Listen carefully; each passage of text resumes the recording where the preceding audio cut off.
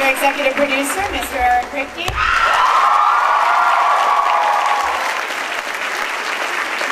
He wasn't able to make it last year, but he's here this year, Mr. Padalecki.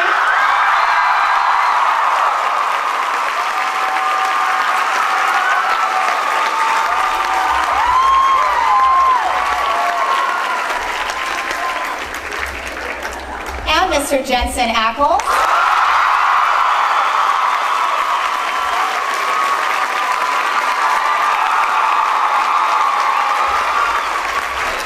Supervising producer and a writer from, I'm sure, most of your favorite episodes, Miss Sarah Gamble.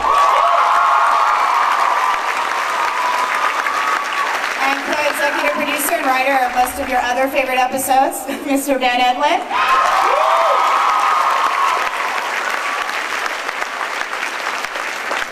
In addition, of course, Mr. Eric Kripke, who writes the other most of your favorite episodes. Turn it over to Miss Linda Wee. Hey, super fans. I guess my first question was answered, sort of. What's that? Where exactly is Dean? Yeah. Where exactly him? Out of hell, apparently. Dean, you know, for us, in the writer's room, kind of on day one, me, Sarah, Ben, and the rest of the gang, we're like, we're talking about, you know, season 4, and we said, you know, the big question is, does Dean get out of hell? And then about 20 seconds later, we were like, well, no shit, he gets out of hell. So then we quickly moved on to the next question, which is how he gets out of hell. Right. And that the mystery of what brought him out and what he was doing in hell and what Sam was doing in his time away from Dean, that these would be the interesting questions and the primary concerns of season 4, which, you know, we're creating to unfold with a lot more mystery than, you know, than maybe we've done in past seasons. Of just, there's this, it's 4 months later, as you can see, and sort of how they spent that time away from each other, which has been really fun for the writers to write, because they can surprise each other again, and they can keep secrets from each other. And we haven't been able to do that since the beginning of season 1. So it's been fun. And not just because he's out of hell doesn't mean that he's out of danger. If he was out of danger, this would become a very boring show. There's that. No, it's all the same. In fact, we think the danger gets worse, and I think we ratcheted it up. And I think there'll be times where he'll be looking fondly back on his time in hell. It was so warm. It was like a jacuzzi.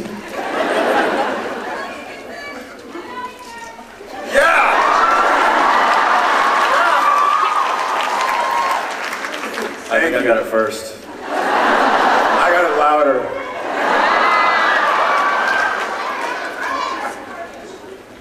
Really? Let's... all right, enough of the Jared Jensen battle. Behave yourselves. I swear you would get a chance for the Q&A. I swear.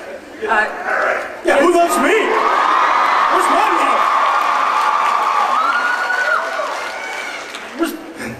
My next question is for Jensen. Hi, dear. Hi. Hey, you are hot.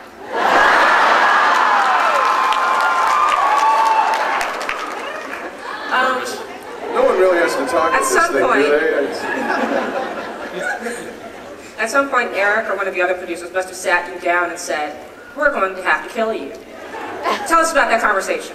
No, that didn't happen. No, I just read it. It's like, what the? Yeah, they just kind of unfold things to us as we get scripts. So until we make the phone call down there and go, "What the hell are you doing?" And then they'll give us some insight. But I remember when I read it last season that you know, going to hell. Okay. Flipping through that last script, and I get to the last page, and it's like, oh, come on, it's got to be a typo. And it wasn't. So then I called Eric. I'm like, so how am I coming back? He's like, I don't know. I don't know. I figured that one out yet. So start worrying about your mortgage. Get nervous. Exactly. Yeah. So much for house hunting. And now to be fair, Jared, Sam took a seriously bloodthirsty turn last season. He had a really good explanation for it, though. You know, he's just trying to be more like Dean, got to go through this war with the demons. Should we buy that explanation? No.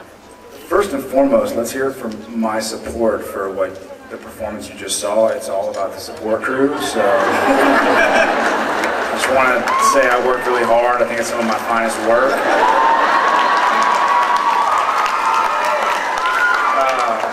Riveting performance. I think, yeah, Sam, unless the brilliant bookends of this panel know otherwise, I think Sam believes he's coming from a place of wanting to make the world a better place. I think he really thinks he wants to get rid of demons. He's not like, maybe I'll just entertain the idea of just being a killer. Like, I think, you know, his role models have unfortunately been this clown and our dad, so you don't have much to go on. Something's going on behind. And so, yeah, but he's coming from a place of wanting to get rid of demons and ghosts and baddies, just like his folks, or his dad and his brother. So we shouldn't still be nervous about that. As long as Eric is creating the show, you should always be nervous. And Eric, speaking of their dad, how like there would to see Jeffrey Dean Morgan? We would love to have Jeffrey. There's an open invitation for Jeff. Jeffrey's like a busy and fantastic man. I mean, Watchmen, holy. But we love him and we love the role and we love seeing them together. And in a show like Supernatural, no one's dead forever. You know, you can always find ways to bring people back. Honestly, it's about scheduling. He's so busy and awesome. But if we can do it, we would love to do it. Well, speaking of people not exactly being dead forever, by the end of the season, Ruby, Bella, Gordon, and obviously Dean were either presumed or confirmed dead. Yes. For all of the producers, how many of these people and/or demons could possibly be coming back this season? Resurrection of some sort. Anyone can be coming back at any time on our show. But I'd also say not many. I mean, I'll throw it to the guys. Go ahead. Ben? I totally missed that question. No, I got a note. Go on, ask it again. We had some great actresses last season that we were very, very sad to see go. And we have a new storyline that we're unfolding for season 4. And Eric will beat me about the Head and Shoulders if I tell you too much about it. So I will. He threw the question to me as a test, more or less, because there's not much I can really say about it. But there are, listen, dead people come back all the time on the show. Yeah. Death is a permeable membrane on this show, it's true. For sure, yeah. And for Ben, Sarah, and Eric, everybody knows that there was a months-long writer's strike last season. How did that affect the arc of the stories you were trying to tell and changing things up? I think it actually, in some ways, had a pretty good effect. The ending of the season kind of, it became very concise because it had to go from A to B to C. It just became a very lean machine. I think that was good. And then, the writer's strike was an effective political action. That was good, too.